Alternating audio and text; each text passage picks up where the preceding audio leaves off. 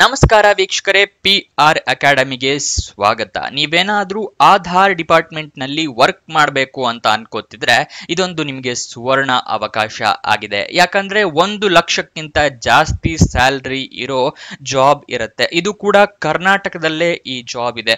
ಕರ್ನಾಟಕದಲ್ಲಿ ಎಲ್ಲಿದೆ, ವಯೋಮಿತಿ ಏನಿರಬೇಕು, ಅಪ್ಲಿಕೇಶನ್ ಹೇಗೆ ಹಾಕಬೇಕು, ಇದೆಲ್ಲದರ ಬಗ್ಗೆ ಮಾಹಿತಿ ಬೇಕು ಅಂತ ಹೇಳಿದ್ರೆ ಕೊನೆಯ ತನಕ ನೋಡಿ. ಯಾವುದೇ ಮಿಸ್ ಮಾಡಿದ್ರು, ಒಂದು ಕ್ಷಣ ಮಿಸ್ ಮಾಡಿದ್ರು ಡೀಟೇಲ್ಸ್ ಸಿಗೋದಿಲ್ಲ. ಆಮೇಲೆ ನೀವು ಕಮೆಂಟ್ ಬಾಕ್ಸ್ ನಲ್ಲಿ ಕೇಳ್ತಾ ಇರ್ತೀರಾ ಈ ಡೀಟೇಲ್ಸ್ ಎಲ್ಲಿದೆ ಅಂತ ಹೇಳ್ಬಿಟ್ಟು. ಅದಕ್ಕೋಸ್ಕರ ಸಂಪೂರ್ಣ ವಿವರನ ತಿಳ್ಕೊಳ್ಳಿ. ಅದಕ್ಕಿಂತ ಮುಂಚೆ ಇನ್ನು ಈ ಚಾನೆಲ್ ಸಬ್ಸ್ಕ್ರೈಬ್ ಆಗಿಲ್ಲ ಅಂದ್ರೆ ಇವಾಗಲೇ ಸಬ್ಸ್ಕ್ರೈಬ್ ಆಗಿ, ಹಾಗೂ ಪಕ್ಕದಲ್ಲಿರೋ ಬೆಲ್ ಐಕನ್ ಪ್ರೆಸ್ ಮಾಡೋದು ಮರಿಬೇಡಿ. ವಿಡಿಯೋ ಅಪ್ಲೋಡ್ ಆಗಿದ ತಕ್ಷಣ ನೋಟಿಫಿಕೇಶನ್ ಬರುತ್ತೆ. ಆದಷ್ಟು ಬೇಗ ಅಪ್ಲಿಕೇಶನ್ ಹಾಕೋಬಹುದು. ವಿಡಿಯೋ ಶುರು ಮಾಡೋಣ. Unique Identification Authority of India ಅಂದ್ರೆ UIDAI ಅಂತ ಬರುತ್ತೆ. UIDAI ಡಿಪಾರ್ಟ್ಮೆಂಟ್ ನ ಅಡಿಯಲ್ಲೇನೆ ಆಧಾರ್ ಬರೋದು. ಆಧಾರ್ ಇರುತ್ತಲ್ಲ, ಆ ಡಿಪಾರ್ಟ್ಮೆಂಟ್ ನಿಂದನೇ ನಮಗೆಲ್ಲರಿಗೂ ಆಧಾರ್ ಕಾರ್ಡ್ ನ ಇಶ್ಯೂ ಮಾಡೋದು. ಇಂಥ UIDAI ಅಥಾರಿಟಿಯಲ್ಲಿ ಹುದ್ದೆಯನ್ನ ಕರೆದಿದ್ದಾರೆ. ಯಾವ ಹುದ್ದೆ ಅಂತ ನೋಡೋದಾದ್ರೆ ಅಸಿಸ್ಟೆಂಟ್ ಸೆಕ್ಷನ್ ಆಫೀಸರ್ ಹುದ್ದೆಗೆ ಅರ್ಜಿಗಳನ್ನ ಕರೆದಿದ್ದಾರೆ. ಉದ್ಯೋಗ ಸ್ಥಳ ಬೆಂಗಳೂರು, ಕರ್ನಾಟಕ.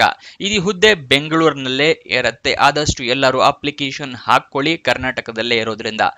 ನೆಕ್ಸ್ಟ್ ವಯೋಮಿತಿಯ ಡೀಟೇಲ್ಸ್ ನ ನೋಡೋದಾದ್ರೆ ಮಿನಿಮಮ್ 18 ವರ್ಷ ಆಗಿರಬೇಕು. ಮ್ಯಾಕ್ಸಿಮಮ್ 56 ವರ್ಷ ಆಗಿದ್ರು ತೊಂದರೆ ಇಲ್ಲ, ನೀವು ಅರ್ಜಿಯನ್ನ ಹಾಕಬಹುದು.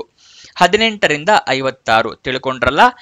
ನೆಕ್ಸ್ಟ್ ವಯೋಮಿತಿಯ ಸಡಿಲಿಕೆ ಎಷ್ಟಿದೆ ಅಂತ ಅವರು ಮೆನ್ಷನ್ ಮಾಡಿರೋದಿಲ್ಲ. As per the UIDAI norms ಪ್ರಕಾರ ಇರುತ್ತೆ.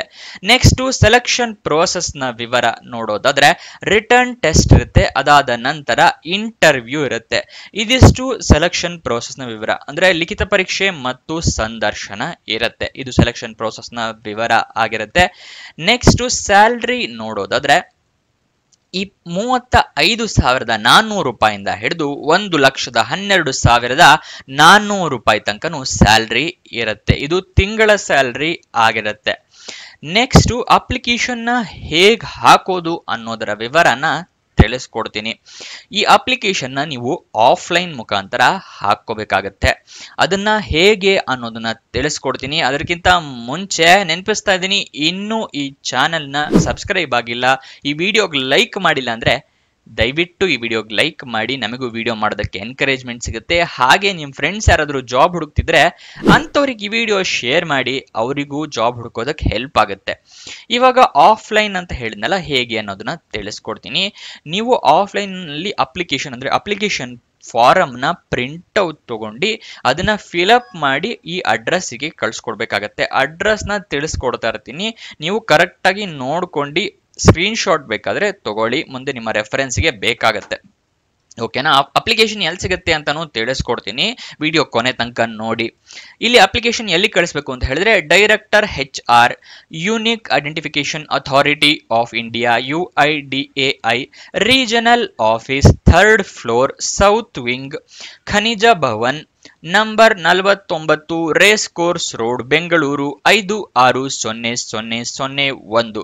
ಇಲ್ಲಿಗೆ 14 ಏಪ್ರಿಲ್ 2025 ನೀವು ಕಳಿಸ್ಕೊಡ್ಬೇಕಾಗತ್ತೆ ಅಪ್ಲಿಕೇಶನ್ ಫಾರಂ ನ.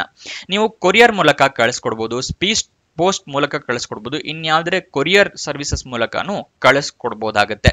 ಓಕೆನಾ? ನೆಕ್ಸ್ಟ್ ಈ ಸ್ಟೆಪ್ಸ್ ಗಳನ್ನ ಫಾಲೋ ಮಾಡಿ, ನಿಮಗೆ ಜಾಬ್ ಸಿಗೋದು ಪಕ್ಕ. ಈ ಸ್ಟೆಪ್ಸ್ ಯಾವ್ಯಾವುದು ಅಂತ ತಿಳಿಸ್ಕೊಡ್ತಾ ಇದ್ದೀನಿ, ನೋಡ್ಕೊಳ್ಳಿ. ನೀವು ಜಾಬ್ ಹಾಕೋಕ್ಕಿಂತ ಮುಂಚೆ ಅಫಿಷಿಯಲ್ ನೋಟಿಫಿಕೇಶನ್ ನ ಥರೋಲಿ ಓದ್ಕೊಳ್ಳಿ.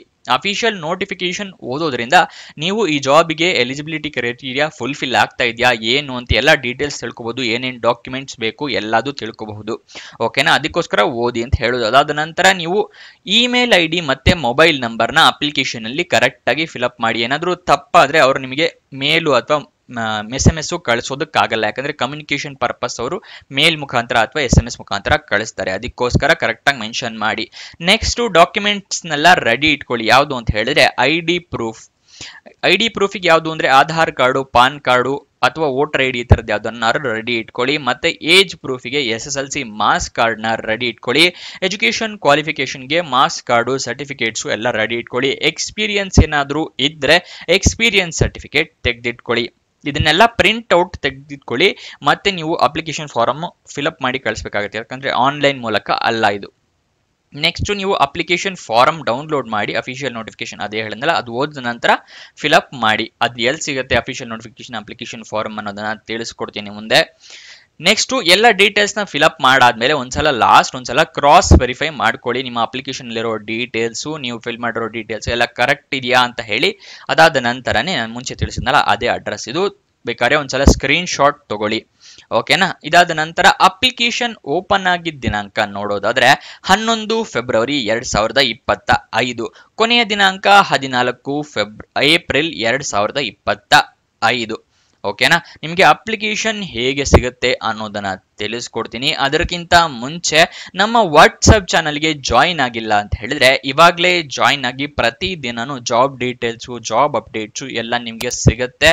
ನೀವು ಆದಷ್ಟು ಬೇಗ ಅಪ್ಲಿಕೇಶನ್ ಹಾಕೋಬಹುದು. ಜಾಯಿನ್ ಆಗೋದು ಮರಿಬೇಡಿ. ನೆಕ್ಸ್ಟ್ ಅಫಿಷಿಯಲ್ ವೆಬ್ಸೈಟ್ ಅಡ್ರೆಸ್ ಬೇಕು ಅಂತ ಹೇಳಿದ್ರೆ uidai.gov.in ಇದು ಅಫಿಷಿಯಲ್ ವೆಬ್ಸೈಟ್ ಅಡ್ರೆಸ್ ಆಗಿರುತ್ತೆ. ನೀವೇ ಗೂಗಲ್ ನಲ್ಲಿ ಹೋಗಿ ಸರ್ಚ್ ಮಾಡಿ ಕೂಡ ನೀವು ಡೀಟೇಲ್ಸ್ ನ ತಿಳ್ಕೋಬಹುದು. ಡಿಸ್ಕ್ರಿಪ್ಷನ್ ಅಲ್ಲೂ ಕೊಟ್ಟಿರ್ತೀನಿ ಅಫಿಷಿಯಲ್ ವೆಬ್ಸೈಟ್ ಅಡ್ರೆಸ್ ನ. ನೆಕ್ಸ್ಟ್ ನಿಮಗೆ ಅಫಿಷಿಯಲ್ ನೋಟಿಫಿಕೇಶನ್ ಅಪ್ಲಿಕೇಶನ್ ಫಾರಂ ಬಗ್ಗೆ ತಿಳಿಸ್ಕೊಡ್ತಾ ಇದ್ದೀನಿ, ನೋಡ್ಕೊಳ್ಳಿ. ಇದೆರಡು ಎಲ್ಲಿ ಸಿಗತ್ತೆ ಅಂತ ಹೇಳಿದ್ರೆ ವಿಡಿಯೋ ಡಿಸ್ಕ್ರಿಪ್ಷನ್ ನಲ್ಲಿ ಟೆಲಿಗ್ರಾಮ್ ಚಾನಲ್ ನ ಲಿಂಕ್ ಕೊಟ್ಟಿದ್ದೀನಿ, ಅಲ್ಲಿಂದ ಕ್ಲಿಕ್ ಮಾಡಿ ಚಾನಲ್ ನ ಜಾಯಿನ್ ಆಗಿ ಟೆಲಿಗ್ರಾಮ್ ಇಂದ ನೀವು ಅಫಿಷಿಯಲ್ ನೋಟಿಫಿಕೇಶನ್ ಅಪ್ಲಿಕೇಶನ್ ಫಾರಂ ಎರಡನ್ನು ಡೌನ್ಲೋಡ್ ಮಾಡ್ಕೋಬಹುದು. ಡೌನ್ಲೋಡ್ ಎಲ್ಲ ಮಾಡ್ಕೊಂಡ್ರಿ. ನೆಕ್ಸ್ಟ್ ನಿಮಗೆ ಇವಾಗ ಎಜುಕೇಶನ್ ಕ್ವಾಲಿಫಿಕೇಶನ್ ಅಂತ ತಿಳಿಸ್ಕೊಡ್ತೀನಿ. ಅದಕ್ಕಿಂತ ಮುಂಚೆ ಎಷ್ಟು ಹುದ್ದೆ ಖಾಲಿ ಇದೆ ಅಂತ ನೋಡೋದಾದ್ರೆ ಒಂದು ಹುದ್ದೆ ಖಾಲಿ ಇದೆ. ಎಲ್ಲರೂ ಅಂತ ನಾನು ಹೇಳೋದಿಲ್ಲ, 99% ನಮ್ಮ ಸಬ್ಸ್ಕ್ರೈಬರ್ ತುಂಬಾ ಸಪೋರ್ಟಿವ್ ಆಗಿದ್ದೀರಾ. ಅದಕ್ಕೆ ಖುಷಿ ಪಡುವಂತಹ ವಿಷಯ ನನಗೆ. ಆದರೆ ಕೆಲವೊಬ್ರು ಇದ್ದಾರೆ, ಒಂದ್ ಜಾಬ್ ಖಾಲಿ ಇದೆ ಈ ವಿಡಿಯೋ ಮಾಡಿದೀರಾ, ಒಂದ್ ಜಾಬ್ ಖಾಲಿ ಇದ್ರೆ ಏನಾಯ್ತು, ಬೇಕಾದವ್ರು ಹಾಕೋತಾರೆ, ಯಾಕೆ ತಲೆ ಕೆಡಿಸ್ಕೋತೀರಾ? ಒಂದ್ ಜಾಬ್ ಖಾಲಿ ಇದ್ರೆ ವಿಡಿಯೋ ಮಾಡಬಾರ್ದ? ಹಾಗಾದ್ರೆ ಪಾಪ ಎಷ್ಟೊಂದು ಜನ ಕಾಯ್ತಾ ಇರ್ತಾರೆ ಹುದ್ದೆಗಳಿಗೋಸ್ಕರ, ಅಂತವ್ರು ಹಾಕೋತಾರೆ ಒಂದ್ ಜಾಬ್ ಇದ್ರು. ನೆಕ್ಸ್ಟ್ ಎಜುಕೇಶನ್ ಕ್ವಾಲಿಫಿಕೇಶನ್ ಅವರು ಅಫಿಷಿಯಲ್ ನೋಟಿಫಿಕೇಶನ್ ನಲ್ಲಿ ಮೆನ್ಷನ್ ಮಾಡಿರೋದಿಲ್ಲ. ಒಂದ್ಸಲ ನೀವು ಕೂಡ ಓದ್ಕೊಳ್ಳಿ, ನಿಮಗೂ ಕೂಡ ಗೊತ್ತಾಗುತ್ತೆ. ಆಸ್ ಪರ್ UIDAI ನಾರ್ಮ್ಸ್ ಪ್ರಕಾರ ಇರಬಹುದು, ಅವರು ಮೆನ್ಷನ್ ಮಾಡಿರೋದಿಲ್ಲ ಅಫಿಷಿಯಲ್ ನೋಟಿಫಿಕೇಶನ್ ನಲ್ಲಿ, ಓಕೆನಾ. ಇದಿಷ್ಟು ಈ ಜಾಬ್ ನ ವಿವರ. ಏನಾದರೂ ಡೌಟ್ಸ್ ಅಥವಾ ಕ್ವಶನ್ಸ್ ಇದೆ ಅಂತ ಹೇಳಿದ್ರೆ ಕಮೆಂಟ್ ಬಾಕ್ಸ್ ನಲ್ಲಿ ಕಮೆಂಟ್ ಮಾಡಿ. ನಾವು ಹೊಸದಾಗಿ ಇನ್ಸ್ಟಾಗ್ರಾಮ್ ನ ಚಾನೆಲ್ ನ ಶುರು ಮಾಡಿದ್ವಿ, ಅದರ ಲಿಂಕ್ ಕೂಡ ಡಿಸ್ಕ್ರಿಪ್ಷನ್ ನಲ್ಲೇ ಇದೆ, ಅಲ್ಲಿಂದ ಕ್ಲಿಕ್ ಮಾಡಿ ಇನ್ಸ್ಟಾಗ್ರಾಮ್ ಚಾನೆಲ್ ನ ಜಾಯಿನ್ ಆಗಿ. ಪ್ರತಿ ದಿನಾನು ನಿಮಗೆ ಜಾಬ್ ಡೀಟೇಲ್ಸ್ ಅಲ್ಲಿಂದ ಕೂಡ ಸಿಗುತ್ತೆ. ನಿಮ್ಮ ಫ್ರೆಂಡ್ಸ್ ಯಾರಾದರೂ ಇನ್ಸ್ಟಾಗ್ರಾಮ್ ಯೂಸ್ ಮಾಡ್ತಿದ್ರೆ ಅಂತವ್ರಿಗೆ ಕೂಡ ಶೇರ್ ಮಾಡಬಹುದು. ಇದಿಷ್ಟು ಈ ಜಾಬ್ ನ ವಿವರ. ಕೊನೆ ತನಕ ನೋಡಿದ್ದಕ್ಕೆ ಧನ್ಯವಾದ. ಇನ್ನೊಂದು ವಿಡಿಯೋ ಜೊತೆ ಸಿಗೋಣ. ಬಾಯ್ ಬಾಯ್.